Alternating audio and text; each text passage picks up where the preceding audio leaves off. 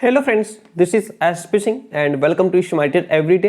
तो आज कई दिनों के बाद क्लास लेकर के आए हैं। Due to some issues classes नहीं हो पा रही थी, कोई भी क्लास नहीं हुई, चाहे वो बीएड हो सीटेट हो।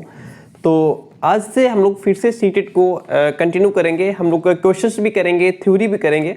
और ये क्लास आपकी सीटेट 2022 को टारगेट करते हुए हिंदी की क्लास है, जिसमें टॉप 30 क्वेश्चंस बहुत ही इंपॉर्टेंट, बहुत ही अमेजिंग क्वेश्चंस का कलेक्शन रहेगा। और एक एक क्वेश्चन को पूरी तरीके से हम लोग एनालिसिस करते रहेंगे। ठीक है, तो चलिए और आगे बढ़ते हैं, देखते हैं बहुत ही इंपॉर्टेंट क्वेश्चंस। एक एक क्वेश्चंस को बहुत डीपली समझेंगे ताकि साथ में ही आपको क्लियर होता चले। पहला क्वेश्चन आपके सामने है कि दांत और जीभ के स्पर्श से, यानी कि बोले जाने वाले वर्ण, यानी कि ऐसे कौन से वर्ण हैं जो दांत और जीभ के टच होने पर जो वर्ण निकलता है वो क्या कहलाता है? मूर्धन्य कहलाएगा, दंत्य कहलाएगा, दंतोष्ठ्य कहलाएगा या कंठोष्ठ्य कहलाएगा? तो प्यारे दोस्तों, दांत और जीभ जब टच होता है उस समय जो वर्ण हमारे मुख से निकलता है उसे हम लोग क्या कहते हैं? दंत्य वर्ण कहते हैं। क्या कहते हैं? दंत्य वर्ण कहते हैं। ठीक है, ये आपको इस तरीके से भी लिखा मिल जाएगा, दंत्य वर्ण। ठीक है, इस तरीके से दंत्य वर्ण कहते हैं। दांत और जीभ के टच होने पर जो वर्ण हमारे मुख से निकलता है उसे दंत्य वर्ण कहते हैं। अच्छा, तो यहाँ पे मूर्धन्य में क्या आएगा? मूर्धन्य में कौन कौन से वर्ण आप कहेंगे? मूर्धन्य में जैसे आपका ट आ गया, आपका ठ आ गया, है ना, ये सब हमारे मूर्धन्य में आएंगे। ड आ गया, आपका ढ आ गया, आपका ऋ से ऋषि आ गया, ये किस में आएंगे? ये सारे मूर्धन्य में आएंगे। ये देखिए, ध्यान रखिएगा, मूर्धन्य में कौन कौन आएंगे? ट, ठ, ड, ढ, ऋ से ऋषि वाला, और आपका ये रा हो गया, है ना, शा हो गया, ये सारे हमारे मूर्धन्य में आते हैं। दंत्य में, दंत्य आपने समझ लिया, इसमें क्या होगा? इसमें आपका जैसे जो ता हो गया, ता, था, दा, धा, ना, ये सारे हमारे जब दांत और जीभ आपस में टच होते हैं तब ये वर्ण हमारे मुख से निकलते हैं। त, थ, द, है ना, बोल के देखिए तो दांत और जीभ के टच होने पर ये निकल रहे हैं। दंतोष्ठ्य में कौन कौन से आएंगे? दंतोष्ठ्य में जैसे कि आपका वाह हो गया, वाह हमारे किस में आया? ये दंतोष्ठ्य में आ जाएगा। कंठोष्ठ्य में हमारे कौन कौन आएंगे? जैसे ओ, है ना, ओ, आओ, इस तरीके से ये हमारे किस में आएंगे? ये कंठोष्ठ्य में आएंगे। ठीक है, तो बात यहां तक क्लियर हुई। तो यहाँ पे हमसे कौन सा पूछ रहा है? दांत और जीभ के टच होने पर दंत्य। पहला क्वेश्चन क्लियर हुआ। क्वेश्चन कहता है उच्चारण की दृष्टि से, यानी कि प्रोनाउंसिएशन के पॉइंट ऑफ व्यू से कौन सा विकल्प इसमें शुद्ध है? श, क्या ये मूर्धन्य की श्रेणी में आता है? सा, क्या ये दंत्य वर्ण है? च, कंठ्य वर्ण है? या श, तालव्य है? इसमें आप बोल के देखिए। देखिए यहाँ पे पूछ रहा है, देखिए अब इसमें कौन सा सही श्रेणी में आ रहा है? तो यहाँ पे जो सा है, सा हमारा किस में आता है? सा किस में आता है? ये दंत्य की श्रेणी में आता है। सा जो है ये दंत्य की श्रेणी में आता है। दंत में मैंने आपको बताया जैसे ता वर्ग के सारे हो गए, जैसे ता, था, दा, है ना, धा, ना, सा, ला, ये सब दंत्य में आते हैं। ये क्यों गलत है? ये इसलिए गलत है क्योंकि ये मूर्धन्य में हमारे कौन आते हैं? मूर्धन्य में जैसे री हो गया, टा वर्ग के हो गए, टा, ठ, ड, रा हो गया, इस प्रकार से। ये चा कंठ्य नहीं है। चा किस में आता है? चा आपका कहाँ पे आएगा? ये आपका तालव्य वर्ण में आएगा। ठीक है, चा तालव्य में आता है, जैसे च, छ, ज, झ, यहाँ करके। ठीक है, तो इस प्रकार से ये बाकी गलत है। आपका ऑप्शन नंबर जो बी है यहाँ पे वो राइट है। सा जो है वो दंत्य की श्रेणी में आता है। थर्ड वन क्वेश्चन कहता है किन ध्वनियों को अनुस्वार कहा जाता है? तो अनुस्वार, पहले तो आप ये समझिए कि अनुस्वार किसको कहते हैं। अनुस्वार हम कहते हैं अंग से। अंग से अंगूर होता है, अंग से अंगूर होता है ना, आपने खूब पढ़ा होगा, अंग से अंगूर, इस प्रकार से। तो ये जो है ये अनुस्वार है, ये अनुस्वार है। ठीक है, अब किन ध्वनियों को अनुस्वार कहा जाता है? स्वर के बाद आने वाली नासिक की ध्वनियां, क्या वे ध्वनियां जो स्वर के बाद जो नासिक की ध्वनियां हैं, क्या उनको अनुस्वार कहते हैं?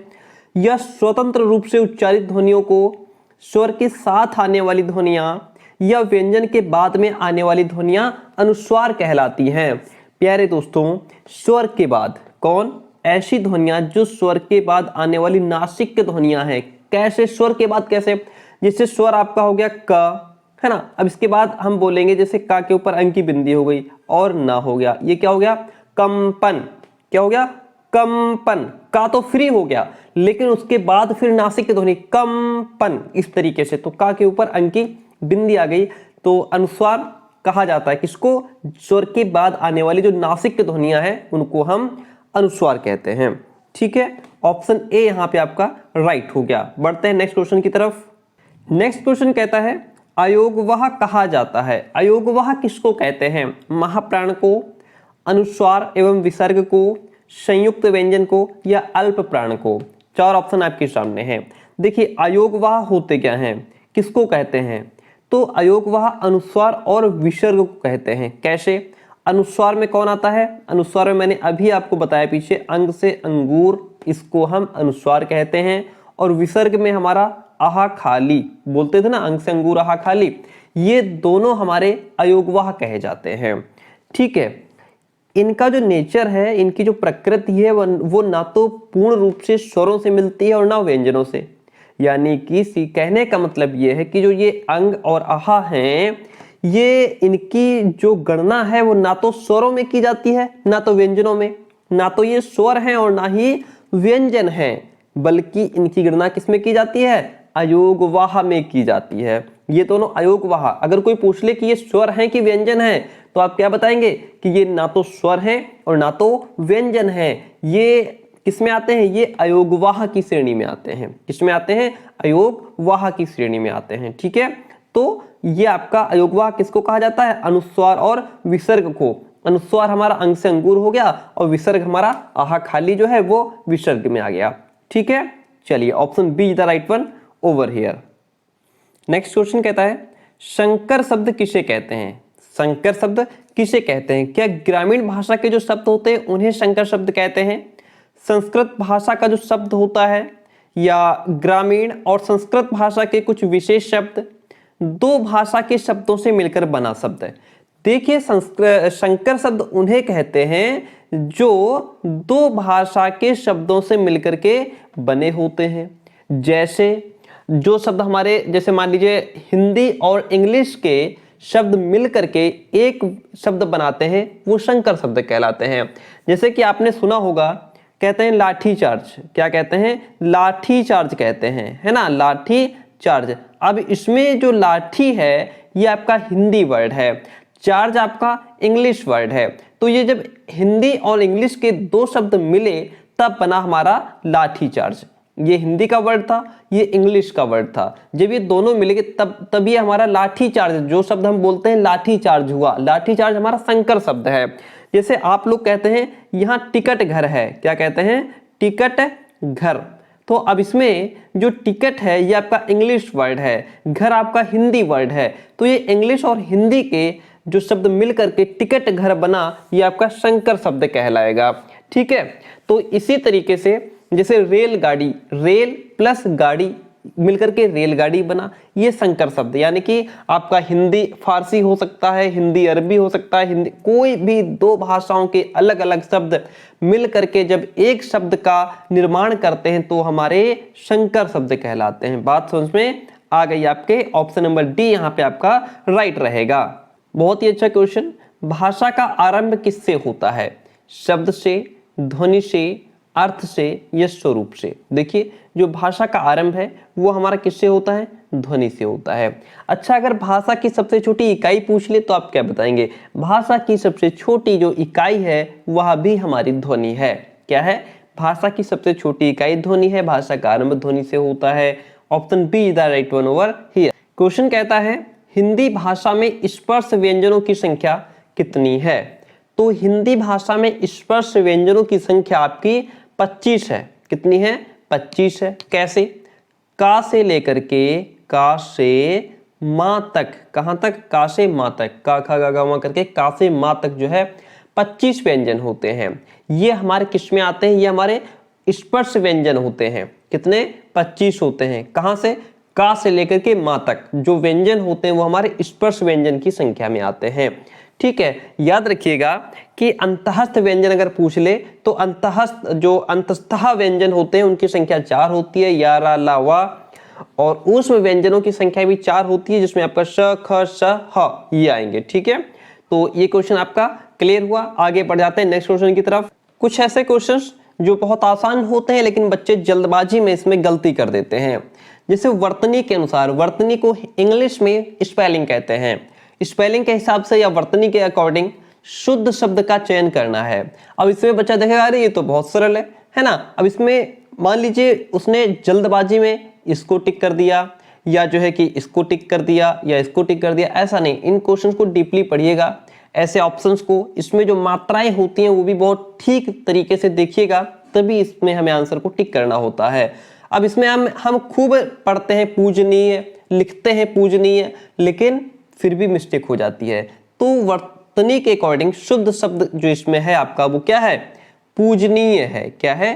पूजनीय। अब आपने देखा बहुत आसान क्वेश्चन है, आपने उठा के डी टिक कर दिया, लेकिन आपने मात्रा नहीं देखी कि वहां पे छोटा ऊ की है, वहां पे बड़ा ऊ की है, तो क्या हो जाएगा यहाँ पे?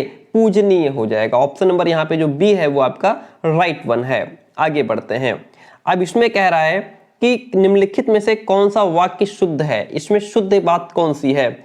उसने मुझे पास आने के लिए कहा, उसने मुझसे पास आने को कहा, उसने मुझे पास आने को कहा, उसने मेरे को पास आने के लिए कहा।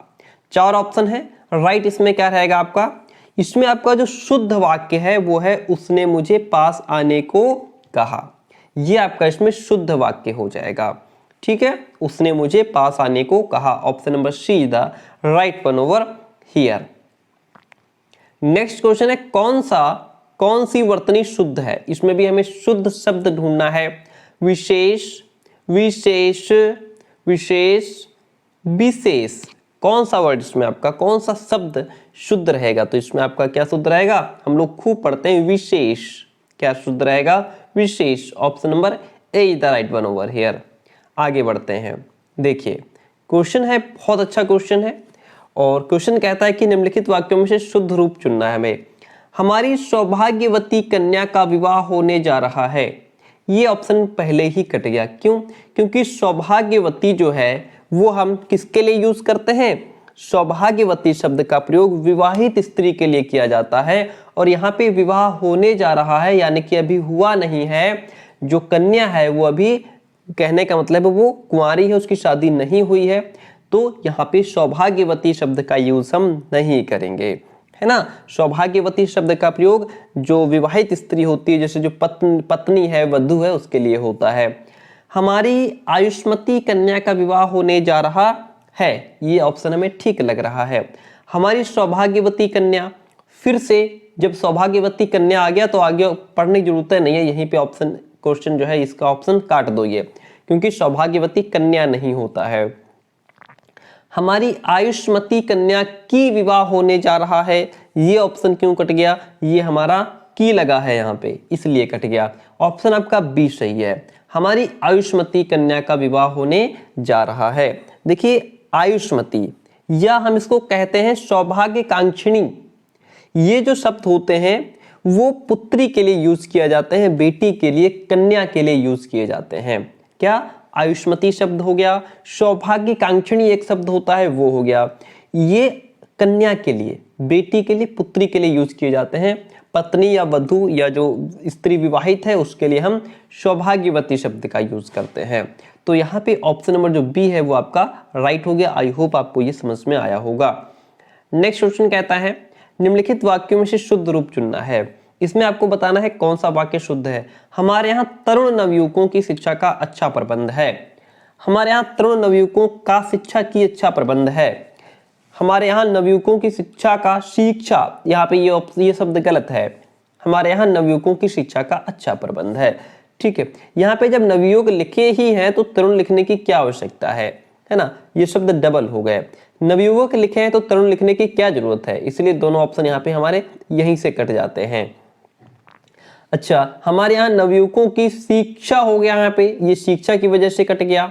हमारे यहाँ नवयुवकों की शिक्षा का अच्छा प्रबंध है, यानी कि ऑप्शन नंबर जो डी है वो इसमें आपका राइट रहेगा। आगे बढ़ जाते हैं। नेक्स्ट क्वेश्चन कहता है वर्तनी के अनुसार शुद्ध रूप का चयन कीजिए। ईर्ष्या, जेलस, कौन सा शब्द है? ये ऑप्शन ए। हम लोग खूब पढ़ते हैं ईर्ष्या, है ना। हमें एक दूसरे से ईर्ष्या नहीं रखनी चाहिए, जो आजकल खूब लोगों में व्याप्त है ना। ईर्ष्या होती, जेलस होती है। ऑप्शन ए यहाँ भी आपका राइट रहेगा। नेक्स्ट क्वेश्चन कहता है वर्तनी की दृष्टि से निम्नलिखित में शुद्ध शब्द कौन सा है? शुद्ध शब्द इसमें से कौन सा है? रचयिता, रचयिता, रचयिता, रचयिता, कौन सा वर्ड है? हम लोग कहते हैं रचयिता, इसके रचयिता कौन है, उसके रचयिता कौन है? तो इसमें आपका ऑप्शन बी राइट रहेगा, रचयिता। क्या हो जाएगा? रचयिता। ठीक है, ये इसकी स्पेलिंग यहाँ पे सही है, वर्तनी शुद्ध है। आज डैश संकट के बादल छाए हैं, किस पर? देश पर। या आज देश को संकट के बादल छाए हैं, आज देश के संकट के बादल छाए हैं, आज देश से, सीधी सी बात है, आज देश पर संकट के बादल छाए हैं। ऑप्शन ए यहाँ पे आप क्या करेंगे? फिल करेंगे, आज देश पर संकट के बादल छाए हैं। क्वेश्चन नंबर 16 कहता है उद्देश्य और विधेय किसके अंग हैं? उद्देश्य और विधेय किसके अंग हैं? बहुत अच्छा क्वेश्चन है। अब आपको पहले मैं ये समझा देता हूँ कि उद्देश्य और विधेय होता क्या है। उद्देश्य, इंग्लिश में उद्देश्य को कहते हैं सब्जेक्ट। क्या कहते हैं? उद्देश्य को इंग्लिश में कहते हैं सब्जेक्ट। आप लोगों ने जब इंग्लिश पढ़ी होगी तो अपने सब्जेक्ट प्रेडिकेट खूब पढ़ा होगा। और विधेय को इंग्लिश में प्रेडिकेट कहते हैं। क्या कहते हैं? प्रेडिकेट कहते हैं इंग्लिश में। ठीक है, तो अब आपको काफी कुछ समझ में आ रहा होगा। देखिए, उद्देश्य यानी कि सब्जेक्ट, विधेय यानी कि प्रेडिकेट। जो अब ये किसके अंग हैं? ये अंग हमारे वाक्य के हैं, सेंटेंस के हैं। किसी भी सेंटेंस के दो भाग होते हैं। वाक्य के कितने? दो भाग होते हैं। कौन कौन से? एक उद्देश्य और दूसरा विधेय, यानी कि एक सब्जेक्ट दूसरा प्रेडिकेट। उद्देश्य क्या होता है? उद्देश्य वो होता है जिसके बारे में कुछ कहा जाता है। जैसे मैंने कह दिया कि ईश्वर सबका रक्षक है। क्या कह दिया हमने? ईश्वर सबका रक्षक है। ईश्वर सबका रक्षक है। तो इसमें किसके बारे में कहा जा रहा है? इसमें ईश्वर के बारे में। जिसके बारे में कुछ कहा जाता है, ईश्वर के बारे में कहा जा रहा है, तो ईश्वर इसमें आपके कौन हो जाएंगे? उद्देश्य हो जाएंगे, है ना। ईश्वर के बारे में बताया गया है तो इसमें ईश्वर जो है वो उद्देश्य है। और अब विधेय क्या होता है? उद्देश्य के बारे में जो कुछ कहा जाता है वो विधेय कहलाता है। ईश्वर सबका रक्षक है, किसके लिए कहा जा रहा है? किसके बारे में? ईश्वर के बारे में कहा जा रहा है। तो जिसके बारे में जो कुछ कहा जाता है वो विधेय होता है। यहाँ पे सबका रक्षक ये विधेय हो गया, यानी कि ये प्रेडिकेट हो गया। ठीक है, बात समझ में आ गई? पूरा क्वेश्चन समझ में आ गया? वाक्य होता है, उसके दो भाग होते हैं, उद्देश्य और विधेय। ठीक है, जैसे हमने कह दिया ईश्वर सबका रक्षक है, तो जिसके बारे में कुछ कहा जाता है, ईश्वर के बारे में कहा जा रहा है, ईश्वर उद्देश्य हो गया। जो कुछ कहा जाता है वो हमारा विधेय हो गया। ईश्वर के बारे में क्या कहा गया? कि वो सबका रक्षक है, सबका रक्षक है, ये हमारा विधेय हो गया, यानी कि प्रेडिकेट हो गया। Question is clear now. Next question is, देखिए हर प्रकार का क्वेश्चन डाला गया है और आप लोग इस वीडियो को ढेर सारा प्यार दीजिए, कमेंट करके बताइए क्लास कैसी रही। लास्ट में जरूर कमेंट कीजिएगा, अपने दोस्तों तक, कॉलेज ग्रुप में हर जगह शेयर कीजिएगा और हम लोग कंटिन्यू क्लासेस करते रहेंगे। अत्यधिक का विलोम क्या है? अत्यधिक, देखिए अत्यधिक का जो सटीक कहें इसका अर्थ इसका होता है अधिक मात्रा से भी ज्यादा, यानी कि इसको अधिक दे दो, इसको अत्यधिक दे दो, मतलब इसको अधिक दे दो और इसको अत्यधिक। अत्यधिक का मतलब अधिक से भी ज्यादा, अधिक से भी ज्यादा। ठीक है, तो अधिक से भी ज्यादा यानी कि उसका उल्टा अधिक, अधिक का उल्टा क्या होगा? अल्प, यानी कि ज्यादा का उल्टा कम, ज्यादा का उल्टा क्या हुआ? ज्यादा का उल्टा हुआ कम। तो अत्यधिक मतलब अधिक से भी ज्यादा, तो उसका उल्टा क्या हो जाएगा?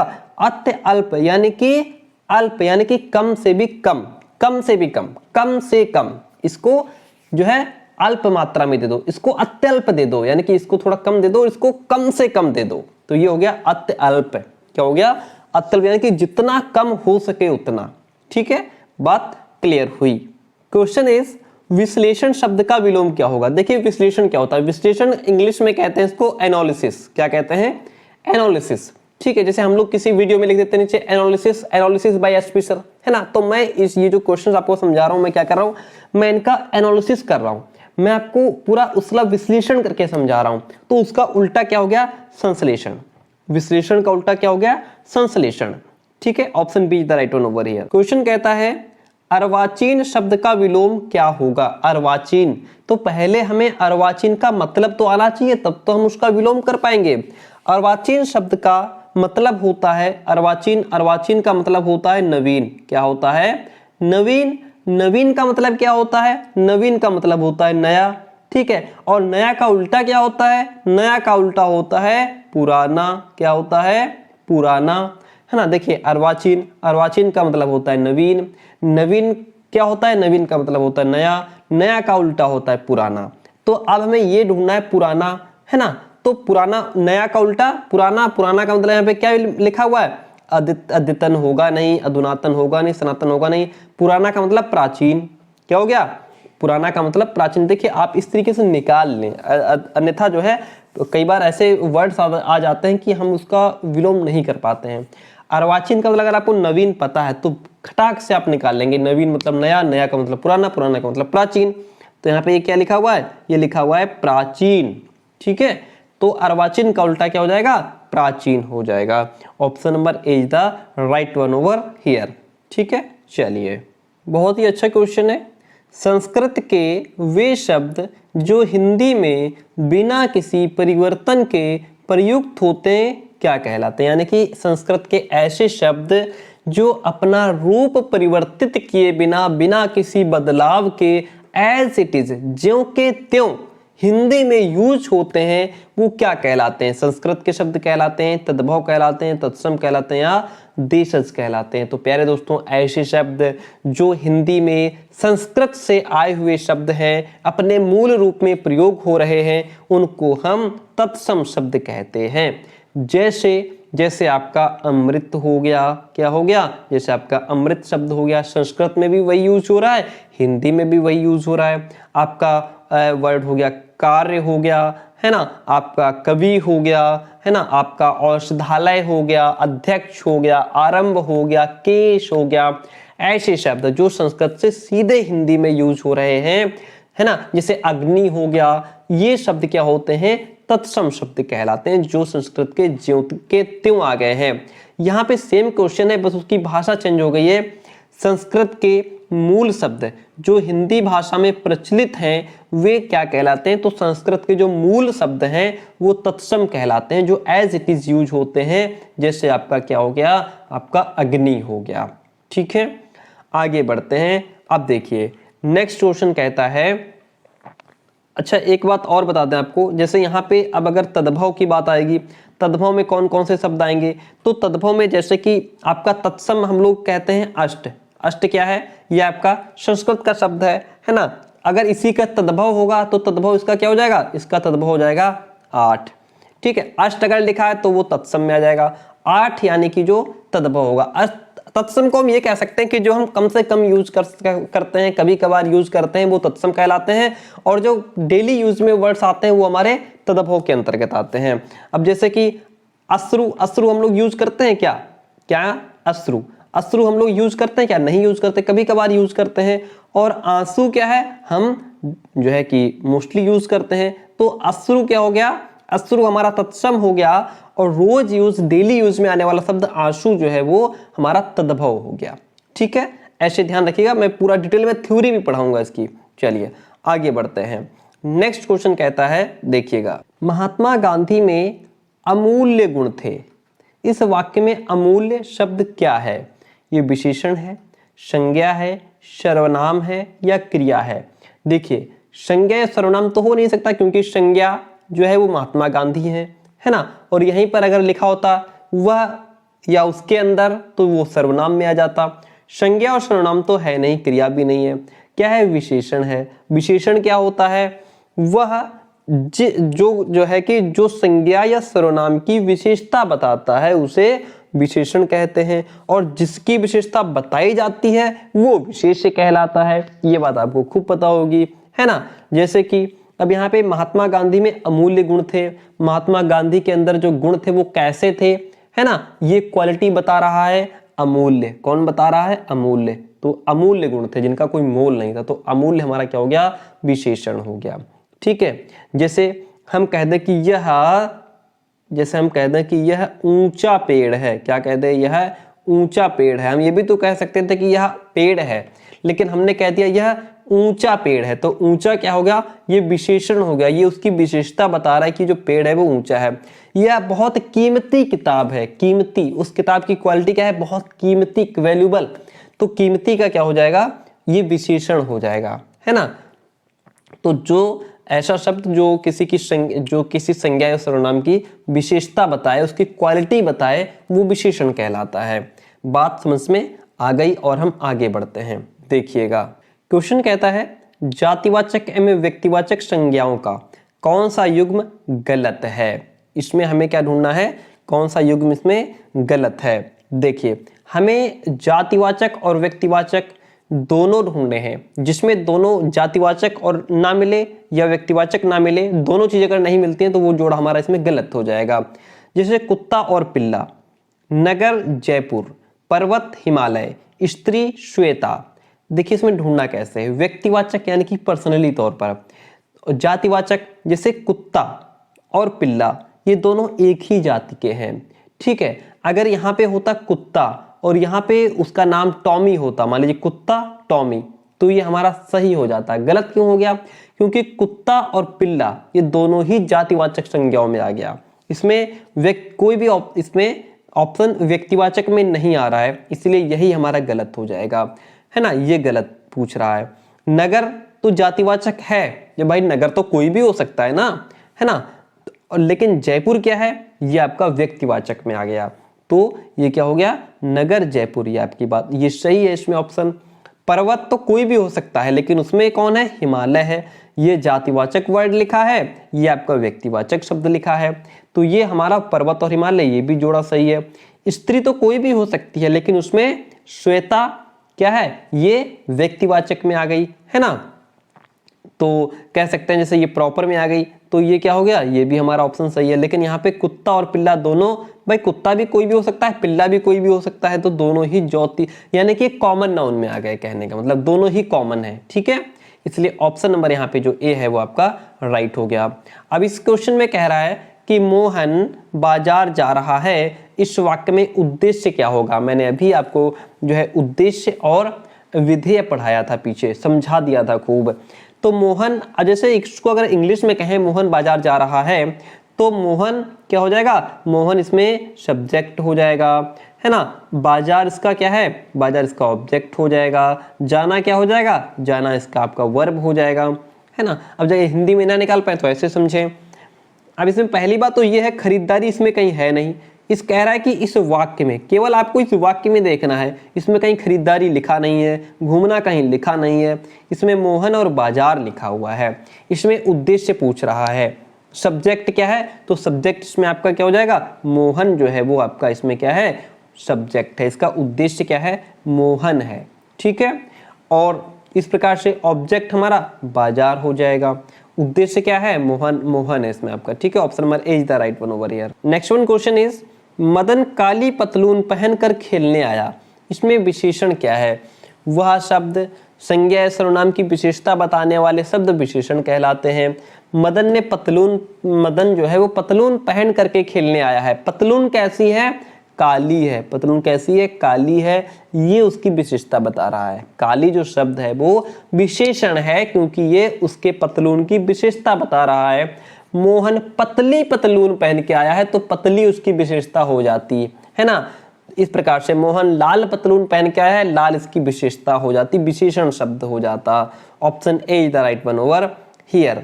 आप देखिए, ये क्वेश्चन कहता है घोंसले में चिड़िया है, इसमें कौन सा कारक है। आपने वो पढ़ा होगा, कर्ता ने कर्म को कर्ण से संप्रदान के लिए अपादान से अलग होने के अर्थ में, इस प्रकार से पढ़ा होगा ना, तो उसी के अर्थ में इसको और पढ़ा, डीपली थ्योरी में पढ़ा देंगे। घोंसले में चिड़िया है, इसमें कौन सा कारक है, तो इसमें क्या है कि जो चिड़िया है उसका आधार क्या है, उसका आधार है, जैसे इसमें जब भी आपका में और पर आए, में और पर आए, तो वो अधिकरण कारक के अर्थ में होता है। किसमें, अधिकरण कारक में। यानी कि यहाँ पे जो चिड़िया है उसका आधार क्या है, चिड़िया में आधार क्या है, उसका जो घोंसला है वो उसका आधार है, यानी कि यहाँ पे आपका क्या हो जाएगा, अधिकरण कारक। अगर में लिखा है और पर है, ये परसर्ग होते हैं, ठीक है। अधिकरण कारक का परसर्ग क्या है, में और पर, तो यहाँ पे में आया है, या जैसे पर आ जाए, किताब मेज पर है, ये तो किताब का आधार मेज हो जाएगा, यहाँ पे चिड़िया का आधार घोंसला है, तो ये अधिकरण कारक हो गया। Option D is the right one over here. पुस्तक है, पुस्तक क्या है? पुल्लिंग है, स्त्रीलिंग है, नपुंसकलिंग है, नपुंसक लिंग है, या इनमें से कोई भी नहीं है? तो इसमें जो पुस्तक है आपकी, ये क्या हो जाएगा? ये आपका स्त्रीलिंग। जैसे मेरी पुस्तक कहाँ है, मेरी किताब कहाँ है, ऐसा थोड़ा ना बोलते हैं तुम्हारा किताब कहाँ है, हम लोग क्या बोलते हैं? तुम्हारी किताब कहाँ है। तो ये स्त्रीलिंग वर्ड है। ठीक है, चलिए आगे बढ़ते हैं। और वीडियो पसंद आए तो प्लीज़ लाइक और कमेंट जरूर कीजिएगा, अपनी राय जरूर दीजिएगा। जो भी आपके मन में विचार हो आप कमेंट बॉक्स में छोड़ सकते हैं, आपके कमेंट का दिल से स्वागत है।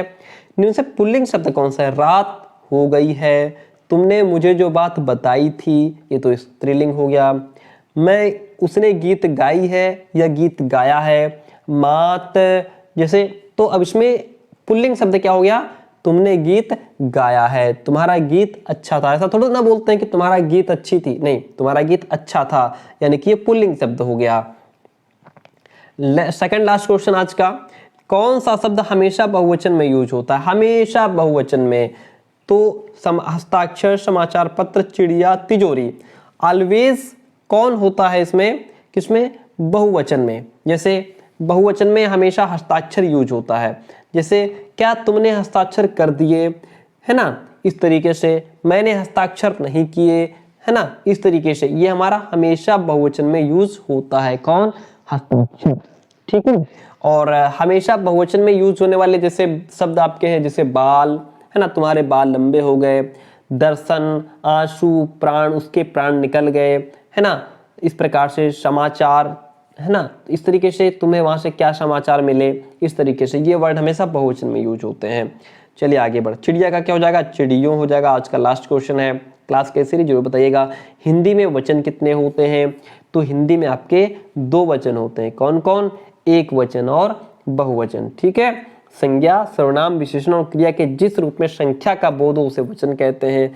एक वचन और बहुवचन। ठीक है, तो आई होप क्लास आपको पसंद आएगा। अब हम लोग कंटिन्यू करेंगे। आपकी जो भी राय हो, जो भी सब्जेक्ट आपको पढ़ना हो, थ्योरी हो, जो भी आपके दिल में जो भी कमेंट हो जरूर बताइएगा, दीजिएगा। Thank you so much.